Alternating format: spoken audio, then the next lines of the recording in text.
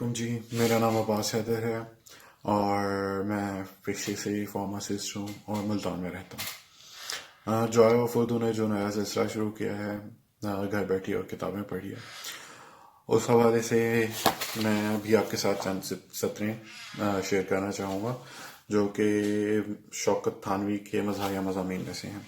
तो उनमें से एक मज़मून है ताज़ियत। तो ताज़ियत की चंद सत्रें मैं आपको सुनाना चाहूँगा। इसमें ये होता है कि शौकत थानवी साहब के जो एक दोस्त हैं रियाज, उनके वालिद मोहतरम इंतकाल कर जाते हैं और वो उनके पास ताज़ियत के लिए पहुँचते हैं और नहायत दिलचस्प अंदाज में वो अपने दोस्त से ताज़ियत करते हैं। तो शुरू करते हैं। रियाज के दरवाजे पर पहुंचकर इरादा हुआ खत ले जाइए की आवाज़ दें, लेकिन याद आ गया कि गम का मौका है। फौरन अपना चेहरा उदास बना लिया और मरी हुई आवाज़ के साथ पुकारा, रियाज साहब तशरीफ़ रखते हैं। आवाज़ के साथ ही मुलाजिम बरामद हुआ और हमको अपने हमरा घर में ले गया, जहां एक कमरे में रियाज ओढ़े लिपेटे पड़े हुए थे। हमने मुस्महिल आवाज़ में कहा, अस्सलाम वालेकुम। उन्होंने इसके जवाब में वालेकुम अस्सलाम कहकर ज़ारो कतार रोना शुरू कर दिया।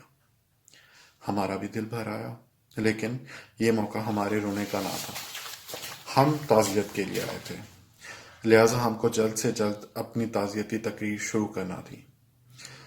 हमने जल्द जल्द दिल में तकरीर दोहरानी शुरू की, लेकिन रियाज रो रो कर कुछ ऐसे हाथ पैर फैलाए देता था कि हम अपनी तकरीर भूले जा रहे थे।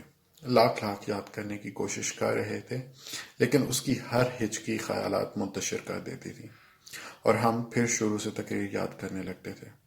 जब इसी में बड़ी देर हो गई तो हमने अपनी खामोशी पर गौर किया कि ये तो बड़ी बुरी बात है कि वो रोते रोते जान दिए जाता है और हम चुपचाप बैठे हैं। मजबूरन हमने तय कर लिया कि कुछ ना कुछ कहना ज़रूर चाहिए, जो इस खामोशी से यकीनन बेहतर होगा। लेकिन सवाल यह था कि क्या कहें। कहने को तो हम सब कुछ कह सकते थे, बस बात शुरू होने की देर थी। लिहाजा यही सोच रहे थे कि शुरू किस तरह करें, क्योंकि ये भी एक अहम मसला था। लिहाजा इस पर गौर करने में कुछ वक्त सर्फ हुआ और हमने जो हिसाब लगाया तो ये गौर फिक्र का वक्त और गौर फिक्र और तकरीर याद करने का अरसा अपनी मिज़ान कुल पर आकर आध घंटे के करीब होता था। हमने कहा, ला हौल वला कुव्वत, ये भी कोई बात है कि ताज़ियत करने आए हैं और आध घंटे से बुत बने बैठे हैं। लिहाजा दिमाग पर जोर देकर ताज़ियती अल्फाज को असर नौ याद किया और आंखें बंद करके भराई हुई आवाज़ में कहा, आपके वालिद। फिर सोचा कि अब क्या कहें, कुछ याद आ गया तो अर्ज किया, आपके वालिद। हमको खुद याद नहीं आ रहा था कि हमको क्या याद आया था, मगर ठीक है, वो बात ये थी कि आपके वालिद, आपके वालिद, आपके वालिद। खुदा जाने हम क्या कहना चाहते थे। दिमाग में जैसे गोबर भरा था। आखिर दिमाग ने काम ना दिया, लेकिन मुनासिब यही मालूम हुआ कि कुछ कह चलो। लिहाजा हमने फिर कहना शुरू किया, आपके वालिद का इंतकाल हो गया। रियाज ने यह सुनते ही फिर एक चीख इस तरह मारी गोया उसको इंतकाल की खबर मैंने ही सुनाई है। मैं फिर खामोश हो गया, लेकिन साथ ही मुझको याद आया कि मुझको खामोश ना होना चाहिए। लिहाजा मैंने जल्द जल्द कहना शुरू किया, आपके वालिद का इंतकाल हो गया। आपके वालिद मरहूम को खुदा सब्र की तौफीक दे और आपको जवारे रहमत में जगा दे। कभी नमाज कज़ा नहीं हुई, जिंदगी भर रोजे रखते रहे और आपके वालिद मरहूम मशीयत इज़्ज़ी में क्या चाह रहा है। सब्र कीजिए, अब रोने से क्या होता है। और आपके वालिद थे, जिस पे गुजरी हो ये वही जाने, मगर अब न रोइए, जाने भी दीजिए, हटाइए भी इस किस्से को।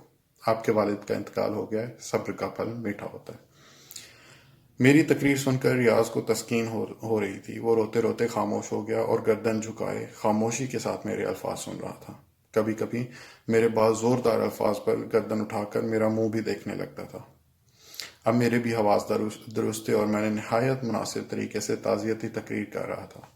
मैंने सिलसिला जारी रखते हुए कहा, बाप भी दुनिया में अजीब नेमत है। बहुत से बेचारे इस अरमान में मरे जाते हैं, लेकिन सच तो यह है कि अगर खुदा दे तो जिंदगी का दे, नहीं तो इससे ना होना ही अच्छा है। रियाज बराबर मेरा मुंह देखे जा रहे थे, लेकिन मेरे इस जुमले का उस पर खास असर हुआ। उसने अपनी आंखें फाड़ कर मेरे चेहरे पर जमा दी। मैंने एक मर्तबा खंखार कर फिर कहना शुरू कर दिया, अब वो वापस तो नहीं आ सकते। मरहूम की तस्वीर आंखों में फिर रही है, हमको भी एक दिन इसी तरह से तस्वीर खिंचाना है, यानी एक दिन उसी राह पर जाना है। खुदा बख्शे अजीब इंसान थे, दिल को यकीन नहीं आता कि वो हमसे जुदा हो गए। मुझको तो कल खबर हुई, आज वो कल हमारी बारी है, वरना मुझको इतला होती तो मैं कुछ काम आता। बफर्ज महाल यानी ये कि मट्टी में शिरकत हो जाती, नमाज जनाजा तो ज़रूर हुई होगी।